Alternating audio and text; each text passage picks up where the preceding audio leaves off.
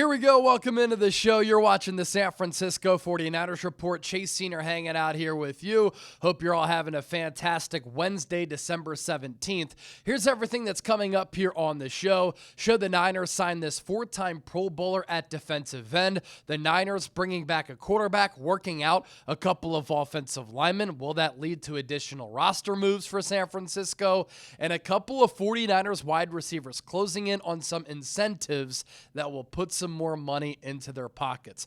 Before we get to all of that, some programming reminders here. Gonna be live alongside producer Chip tomorrow afternoon, Thursday, talking all things Niners as we always do. But do you want me to go live for a Rams-Seahawks watch party? Obviously, that has a lot of implications with the NFC West. If you want me to go live for that game, kind of a more chill, relaxed, laid-back watch party, type me down below. I just want to know if fans, viewers, and subscribers are interested in me doing something like that tomorrow night. So in the aftermath of the Miami Dolphins getting housed by the Pittsburgh Steelers on Monday Night Football, Miami not going to make the playoffs, although they had been hot in the lead up to that game, and they're making some significant changes. One of them, quarterback Tua Tagovailoa, benched by head coach Mike McDaniel. Zach Wilson has been the backup all season long.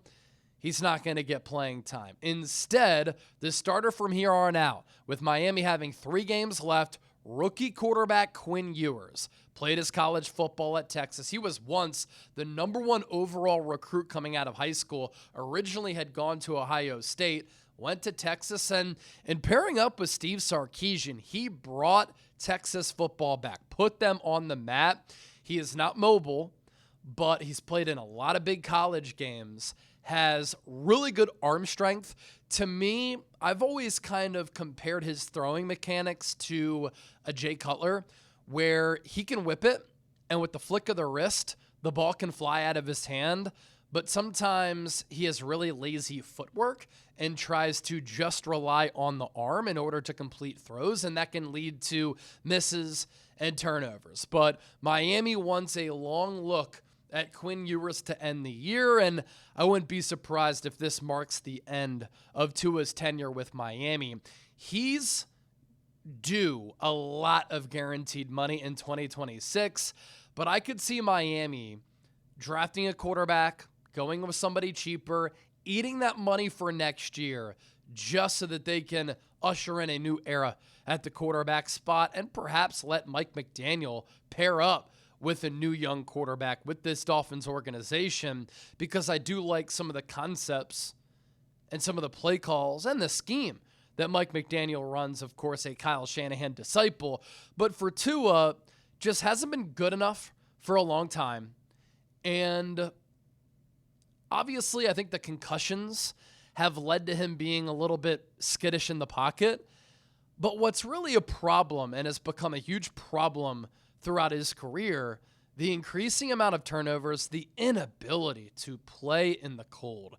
I think this is a team issue, but it's a quarterback issue. Anytime Tua has to play in colder weather, he stinks. And he's a completely different quarterback than who he is when he's playing quarterback in the state of Florida, in the Miami area. But this year it got to a point where even when the Dolphins were on this tear, or at least had made some improvements after firing Chris Greer, their general manager, Tua wasn't playing all that well. And this season, 20 touchdowns, 15 picks.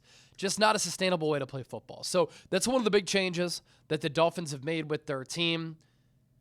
Tua, as a backup to Brock Purdy, is something that is going to surface among Niner fans moving forward. Be ready for it. If he gets cut by the Dolphins and the Niners end up trading Mac Jones away to a team, and they're potentially in the market for a second-round pick if they trade Mac Jones to a quarterback-needy team, especially with some of these quarterbacks going back to school like Lenora Sellers, an athletic freak who's going back to South Carolina. If the quarterback class is thinner, and it's already kind of thin, that makes the desperation level for another team looking for a quarterback even greater, right? And so Mac Jones is a player who I think can start in this league and be a really good starter for another team. across the NFL. And so if the Niners get to a point where they trade Mac because the compensation is too good to turn down for a second-round pick and a fourth-round pick, let's just throw that out there as a hypothetical possibility, then the Niners will be looking for a serviceable backup and maybe another Kyle Shanahan reclamation project, like with what Shanahan did with Sam Darnold and Mac Jones. He's always maximized and developed quarterbacks very well. And Tua is a quarterback who has been in a familiar scheme with Mike McDaniel and could maybe benefit from a change of scenery and pairing up with Kyle Shanahan to be a good backup behind Brock Purdy to get his career back on track. And given all of the starting experience that he's gotten, maybe San Francisco could show some interest. So keep your eyes on that. But another move that the Dolphins made today, releasing veteran pass rusher Matthew Judon. He's going to hit waivers. Should the Niners put in a claim? Let's discuss it here. So, four-time Pro Bowler, doesn't have any sacks this season, 10 pressures, 7 hurries, 3 quarterback hits on 337 total snaps. A rotational player at that defensive end spot for Anthony Weaver, the Dolphins defensive coordinator. He's 33 years old, and he's pretty much washed. But what he does give the Niners is a veteran depth piece. You need bodies at defensive end. And at 265 pounds, he's big. The Niners like bigger defensive ends. He can help to set the edge and stop the run. What was a glaring problem with the Niners' win against Tennessee? The fact that they gave up nearly 7 yards per carry. The last time they played a good team, Los Angeles Rams, they ran all over the Niners. Stopping the run has been a problem for San Francisco. Bringing in Matthew Judon helps you as far as depth. It gives you another pass rusher. I don't think any of us need to watch any more of Robert Beal. And Judon is a player who's experienced, has had a really good career, who would be respected in the locker room, and can help you in the run game, which is what the Niners kind of need, in addition to pass rushing help. The Niners, in that regard, have missed players like Mykel Williams, who's a bigger, hulking defensive end, who's really good against the run, and Sam Okuwanu, who might come back this week, coming off that high ankle sprain. He could play defensive end and defensive tackle.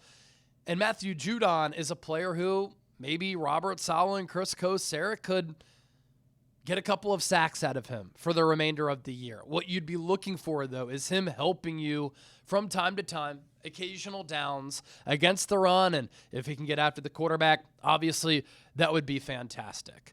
Judon, obviously, a pretty well-known player throughout his career, and what a job he's done turning into the player who he's become.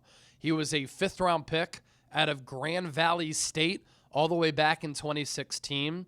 Got his career started with Baltimore, and he has been a steady producer as far as getting after the quarterback. Made a name for himself with the Ravens, 4 sacks, 8 sacks, 7 sacks, 9.5 sacks, 6 sacks there for the first 5 years of his career.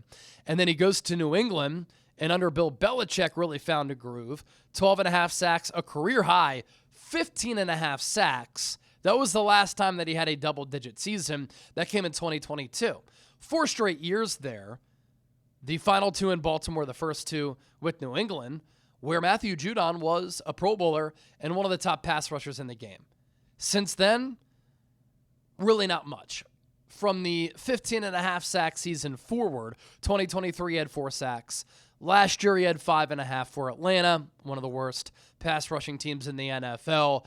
And then this season, 0, with the numbers that I gave you a little bit earlier. But again, you're not looking for him to be the prime Matthew Judon, who was a sack artist. You're asking him to do some of those other things that I mentioned. So wouldn't be surprised if the Niners put in a waiver claim on Matthew Judon. It would require them to sign him to the active roster. They'd have to make another move on top of that. But if it happens, we'll, of course, talk about it right here on the 49ers Report. Adrian Martinez back with the Niners. He was the backup behind Mac Jones while Brock Purdy was hurt, and they are adding him to the practice squad. Recently cleared waivers after he was cut with the New York Jets. He spent preseason with the Jets before going to the Niners, and this is interesting for a couple of reasons. The Niners did open up the practice window for Curtis Rourke, 7th-round pick out of Indiana. The Niners, of course, want to see what they have in Rourke, they don't have to elevate him to the active roster. If they don't do that, he just won't be eligible to return. They can open up his practice window. You have 3 weeks to activate him. And if you don't, he'll just be out for the year, redshirt year. But at the very least right now, he's able to practice with the Niners, which probably is a win because they want to see what type of quarterback he could develop into. In the meantime, Martinez is 100% healthy. You think about some of the opponents that the Niners have on the schedule, right? Phillip Rivers is not mobile, but after that you play the Bears. Caleb Williams can run around. Sam Darnold is very athletic. In the first round, as of right now, you'd be playing the Eagles. If you're the 5 seed and you play the 4-seeded NFC South champion, Baker Mayfield has some mobility. Bryce Young can run around. So Adrian Martinez on the practice squad, scout team role, can help you in that area prepare for some of these mobile quarterbacks. As far as 2 offensive linemen who the Niners worked out today, Sua Opeta, who spent some time with the Eagles and the Buccaneers, and Aiden Williams. Opeta, a guard, Aiden Williams, a tackle. Let's talk some incentives to round out today's show. I have some incentives here at Chat Sports as far as my contract goes, but we're not going to make them public, of course. But when you play in the NFL, your contract is public information. And so you have, first of all, wide receiver Kendrick Bourne. He tweeted about this the other day. He's 1 receiving yard away from getting another $500,000 for the marker that the Niners set for him when he signed that deal with San Francisco. And then there's Jauan Jennings, who could make $4+ million if he reaches some of his incentives. And so it helped that JJ scored 2 touchdowns coming out of the bye week against Tennessee. And here's some of the in-depth information here. So there's an escalator in his contract where if he scores 6 touchdowns, he earns $666,000. And then the rest of those incentives here, and let me see how many touchdowns Jennings has. Just look that up real quick. So Jauan Jennings, he's kind of caught fire of late, and he's been pretty good since Purdy has come back. Okay, so he has 7 touchdowns this year. So with the 7 touchdowns, Jennings has earned the $666,000+, okay? If he plays in 50% of the snaps, he can earn another $666,000 to $1.5 million. 60 receptions, another $666,000. 600 receiving yards, another $600+ K. If he plays in 15 games, he can get $2.4 million. He's fought through so many injuries this year. If the Niners make the playoffs and he plays at least 35 offensive snaps in a playoff game, that's another $600K. And so 60 catches and 600 receiving yards. Those are the markers. He's at 44 catches and 494 yards. So 16 catches away from 60 and then 105 yards away from 600. So if he goes off against the Colts and gets 106, 105 receiving yards and he starts going crazy, it's because he's putting some more money in his pocket. If by season's end he gets 16 more grabs and gets that 60 number, Jauan Jennings, a richer man. Some fun stuff to round out today's show. All right, thanks for tuning in. Don't forget to hit that subscribe button. My name is Chase Sr. This is the San Francisco 49ers Report. Catch you tomorrow live. And again, if you want me to do that watch party for Seahawks Rams in Seattle, type me down in the comment section.